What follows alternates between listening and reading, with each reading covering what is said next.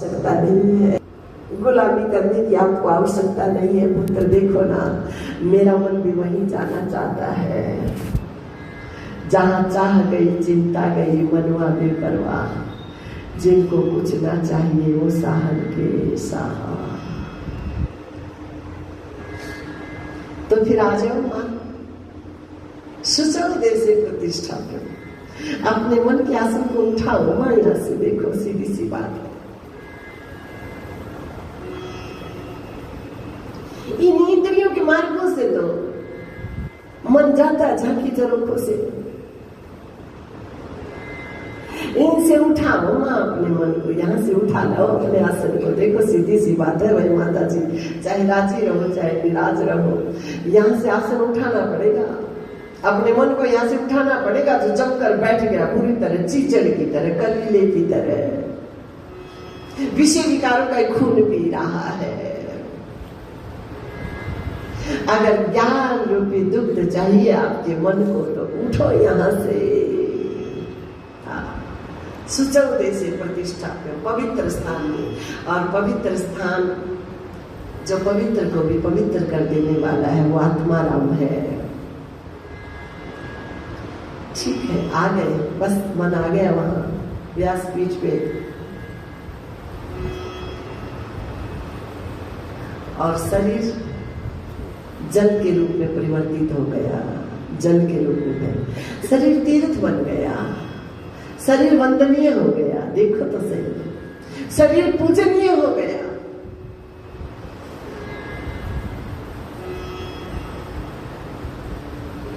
और फिर कपिल भगवान गंगा सागर की तरफ आगे बढ़े। गंगा सागर में आगे बढ़कर कपिल भगवान का स्वागत किया। अब मनुष्यतुल्पा की जो तीसरी पुत्री है प्रसूति, उनका दक्ष प्रजापति के साथ विवाह हुआ। महाराज दक्ष प्रजापति ने 13 कन्याएं धर्म के साथ विवाही, जिनमें मूर्ति नाम की पत्नी के यहाँ भगवान श्री नर नारायण के रूप में प्रकट हुए हैं। नर नारायण के रूप की चदरिया उठी है उन व्यापक ब्रह्म ने, जो पत्री क्षेत्र में समाज के कल्याण के लिए, जो सृष्टि की रचना की है उसके कल्याण के लिए, उसकी सुरक्षा के लिए तपस्या कर रहे हैं। स्वाहा नाम की कन्याएं देवों को दी। जो आप हवन में बैठते हो तो स्वाहा मंत्र का उच्चारण करते हो, वो स्वाहा नाम की जो देवी है आपके द्वारा दत्त आहुति देवों को परोसती है।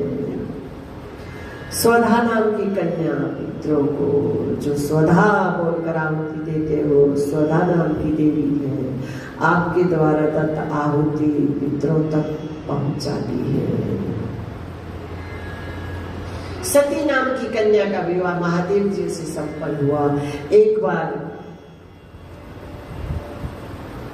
महादेव जी के अरूप की अवहेलना हुई महाराज दक्ष के द्वारा। भगवती सती सहन नहीं कर पाई।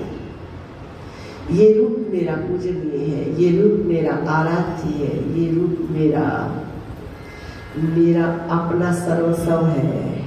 इसी रूप के सहारे मेरा मन अरूप में जाता है, बेनामी में जाता है।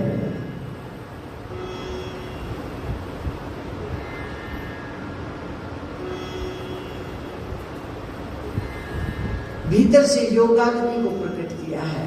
हवन के कुंड की अग्नि में नहीं समझ लेना, भीतर से योगाग्नि को प्रकट किया है और देह को त्याग दिया। भगवान शिव का चिंतन करते करते ते ही कारण हिमगिरि गृह जाई, जन्मी पार्वती तनु पाई। हिमालय राज के यहाँ, पर्वत के यहाँ उत्तरी लोक में प्रकट हुई और गुरु नारद जी के मार्गदर्शन में गुरु बिन कौन छुड़ावेगा, मत लुटे हंस रस्ते में, गुरु बिन कौन छुड़ावेगा, मत लुटे हंस रस्ते में।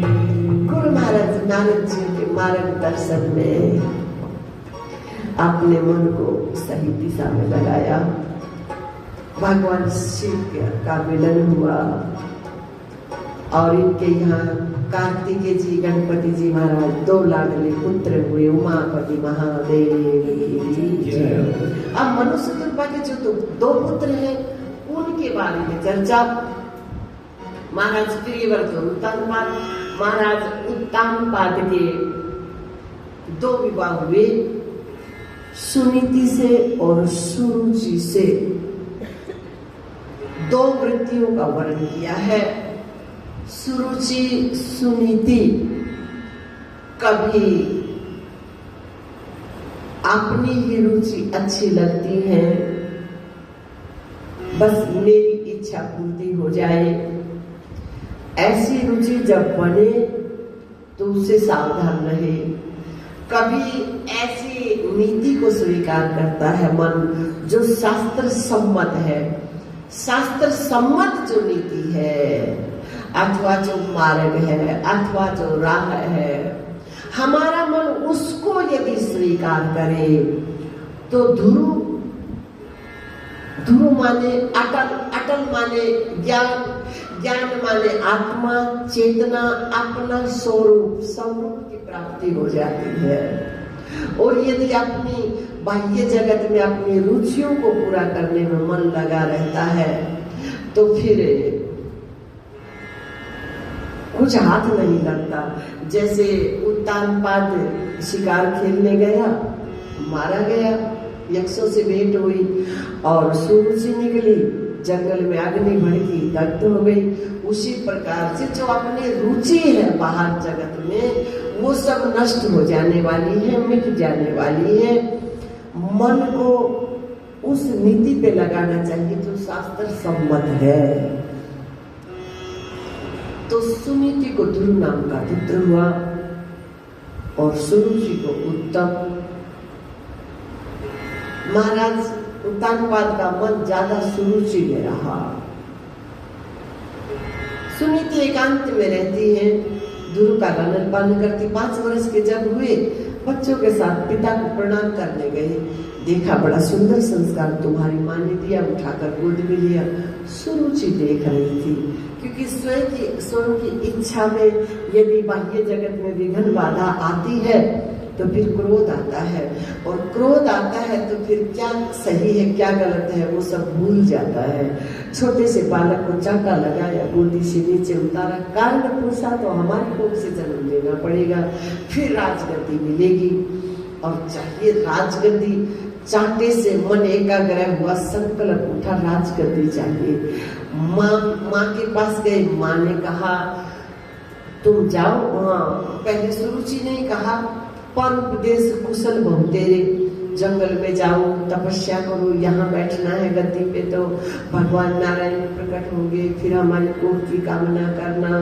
और फिर महाराज यहाँ गुरु जी ने कहा कि औरों को रास्ता साफ बतावे, औरों को रास्ता साफ बतावे, अजी आप गड्ढे में पड़ गया रे साधो, सर पे गरुड़े के लड़िया, हे जी साधो, सर पे गरुड़े के लड़िया, औरों को रास्ता साफ बतावे, औरों को रास्ता साफ बतावे, आप गड्ढे में पड़ गया रे साधो, सर पे गरुड़े के लड़िया, हे जी साधो, सर पे गरुड़े के लड़िया।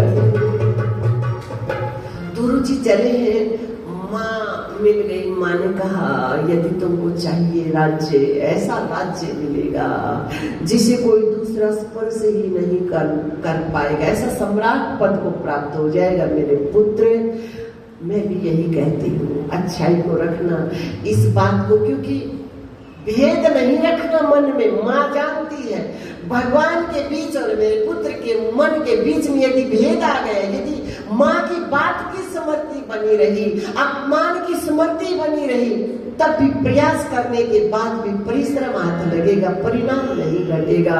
इसलिए कहा जाओ तुम, और नारद जी महाराज मिलेंगे, उनसे दिशा पूछ लेना, गुरु बिन कौन छुड़ावेगा मत लुटे हंस रास्ते में गुरु बिन कौन छुड़ावेगा मत लुटे हंस रास्ते। महाराज उत्तानपाद को पता चला, दौड़े वापिस आओ पुत्र, आधा राज्य इसी से बना। महाराज आधा अधूरा नहीं चाहिए। पूर्णमदः पूर्णमिदं पूर्णात् पूर्णमुदच्यते पूर्णस्य पूर्णमादाय पूर्णमेवावशिष्यते। मार्ग में सिद्धि आती है, उपदेश है, इधर चलता है ना मन, तो मार्ग में सिद्धि आती है। ये ले लो जी, वो ले लो जी, प्रणाम जी, भगत जी, संत जी, गुरु जी, महाराज जी।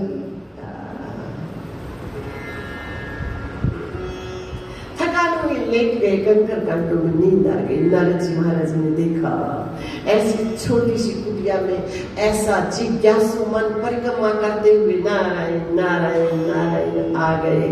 ओ माँ ने कहा था आप मिलोगे। लाला माँ ने डांट दिया होगा, फटकार दिया होगा, लौट जाओ जल्दी से, चलो मैं चलता हूँ, छोड़ जाता हूँ। नहीं महाराज, बस मैं आपकी शरण में आ गया। त्वमेव माताश्च पिता त्वमेव बन्धुश्च सखा त्वमेव विद्या द्रविणं त्वमेव सर्वं मम देव। बस मैं आपकी शरण में आ गया, वापिस नहीं। माँ ने कहा था आप मिलोगे, मुझे दिशा दो, मार्ग बताओ, मैं किधर जाऊं।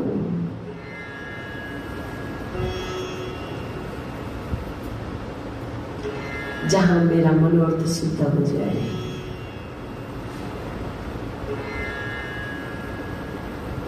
थोड़ा तो मन में झटका आना चाहिए ना। हमारी तो कुटिया बड़ी हो गई, हमारा तो शरीर बड़ा हो गया है ना। हमने तो बहुत देर कर दी, लेकिन कोई बात नहीं, जागे तभी सवेरा। लो फिर लाला ओम नमो भगवते वासुदेवाय। इन मंत्र के शब्दों को चीरता हुआ तुम्हारा मन मंत्र की गूंज के सहारे इस दिशा में जाए। महाराज इस दिशा में ले जाना अपने मन को। लो महाराज लगाई छलांग। क्या किराया देना था, क्या भाड़ा देना था, बस छलांग लगाते चले गए। तीनों शरीरों से छलांग लगाई, प्राणों पे छलांग लगाई। जितासनो जित श्वासो जित। कहाँ बेचारे वहां, कहाँ फल फूल बीच में। महाराज क्यों दीवार खड़ी करते, इतना समय कहाँ। मुझे तो जल्दी से जल्दी गद्दी पे आरूढ़ होना है। कहाँ 3 दिन में कुछ खाएंगे, 6 दिन में कुछ खाएंगे। कहाँ महाराज, पड़ाव कहाँ महाराज। मिलन की चाह और बीच में पड़ाव।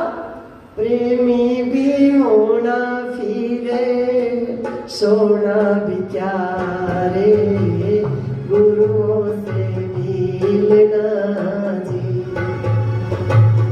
प्रेमी भी होना फिरे सोना बिचारे, मालिक से मिलना जी। प्रेमी भी होना फिरे सोना बिचारे, मालिक से मिलना। तीनों शरीरों पे, तीनों गुणों पे महाराज छलांग लगाई और ले गए मन को ब्रह्म गुफा में। रुक गया पूरे ब्रह्मांड का प्राण महाराज। देवता छटपटाए, कहीं हमारी गद्दी तो नहीं चाहिए। महाराज जाओ, नारायण जी जो मांगे जल्दी से दो, बस सब कुछ घुट रहा है। क्योंकि मांग पूर्ति ठहर गई महाराज। क्या बात है। ऐसी बजाई बंसुरी सब लोग बस किया। ऐसी बजाई बंसुरी सब लोग बस किया। ऐसी बजाई बंसुरी सब लोग बस किया, ऐसी बजाई बंसुरी सब लोग बस किया। सब कुछ ठहर गया महाराज, जल्दी करो महाराज, जल्दी करो, पूरी प्रकृति ठहर गई महाराज। अब भगवान भी कहते हैं मैं संतों के पीछे आऊं, जा जा संत पधारे, मैं संतों के पीछे आऊं, जा जा संत पधारे। आ गए महाराज, और ऐसी कुटिया के दर्शन करके, जिस कुटिया में एक संत बैठा है महाराज सिमट कर, ऐसी कुटिया का दर्शन करके भगवान श्री हरि नारायण तो निहाल हो गए महाराज। अब मुझ में डूबे हुए मन की बात तो सुनो, ऐसी लालसा जगी, जो मन मुझ में डूबा है उसको बाहर ले आओ, सुनो तो सही मेरे बारे में मैं कैसा लगा उसको।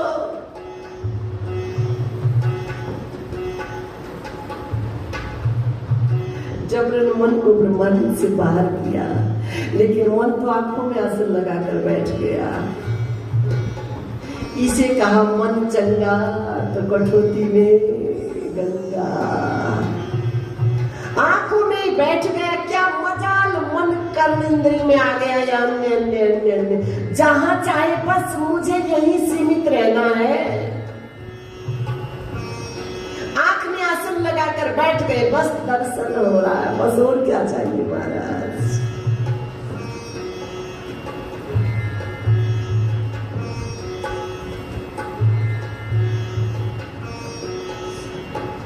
भगवान ने अपना दिव्य संग कपोल से स्पर्श कराया।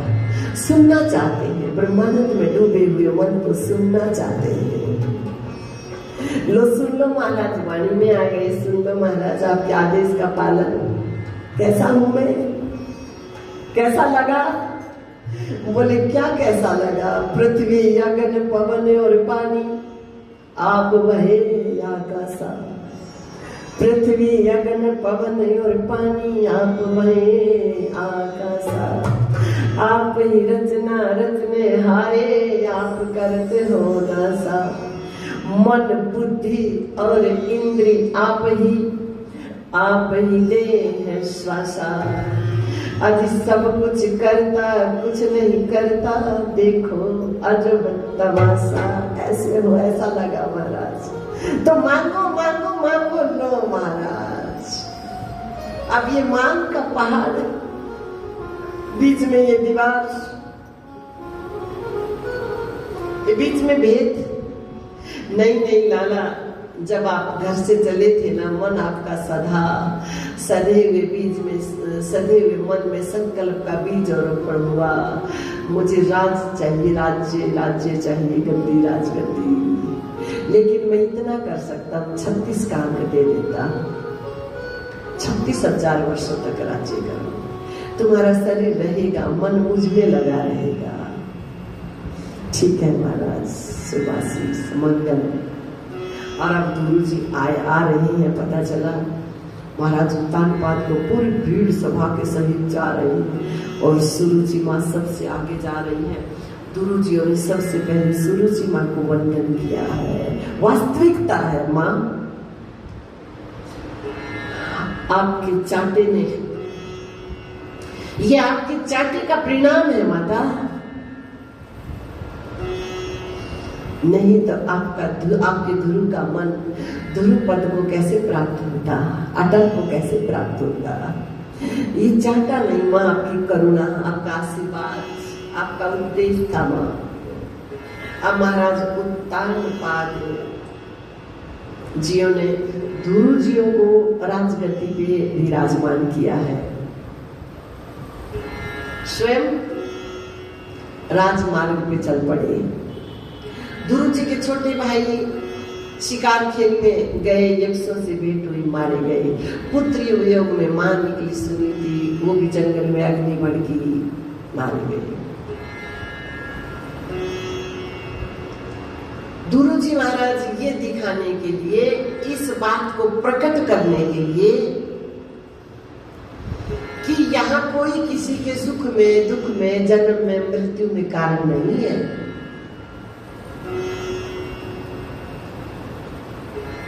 इसने स्वयं ने ऐसे कदम उठाए हुए हैं जिन कदमों को फिर मापना ही पड़ता है। ये दिखाते हुए यक्षों पे चढ़ाई की। मनु महाराज ने प्रकट होकर समझाया, तुम्हारे लिए ये शोभा नहीं देता है। देखो,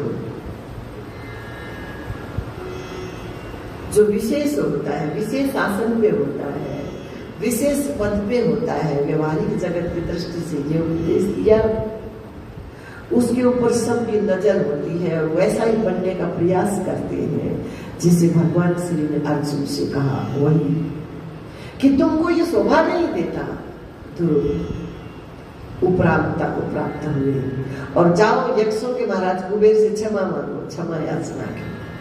महाराज कुबेर जी ने कहा, ध्रुव जी ने तुम्हारे भाई को किसी यक्ष ने मारा, न तुमने, ये सब अपने ही कर्मों की खेती है जो समय में काटनी पड़ती है। मैं आपके शील स्वभाव से बहुत प्रसन्न हूँ, मांगो क्या चाहिए। ध्रुव जी ने कहा, बस भगवान के श्री चरणों की अनन्य भक्ति का आशीर्वाद दे दो, उनमें मेरा मन रमण करता रहे, उनके साथ एक होकर रहे मेरा मन। आशीष पाकर आए हैं, 36,000 वर्षों तक राज्य किया। इनके 2 पुत्र हुए, उत्कल और वत्सल। उत्कल को सत्ता सौंपी, भगवान श्री का विमान ध्रुव जी को लेने आया है, माँ के सहित भगवान के धाम को पहुंचे हैं, आनंद मंगल हुआ है और भगवान श्री ने अपना दिव्य लोक ध्रुव जी को प्रदान किया है, जो ध्रुव लोक के नाम से प्रसिद्ध है। अब उत्कल को वैराग्य हुआ, अपने छोटे भाई वत्सल को सत्ता सौंपी और तपस्या के लिए निकल पड़ी। इन्हीं के वंश में आगे चलकर प्राचीन बरही नाम के राजा हुए, बहुत तगड़े कर्मकांडी रहे, लेकिन एक एक यज्ञ में न जाने कितने पशुओं की बलि दे डालते। नारद जी महाराज आए और सत्संग के द्वारा इनको उपदेश सुनाया।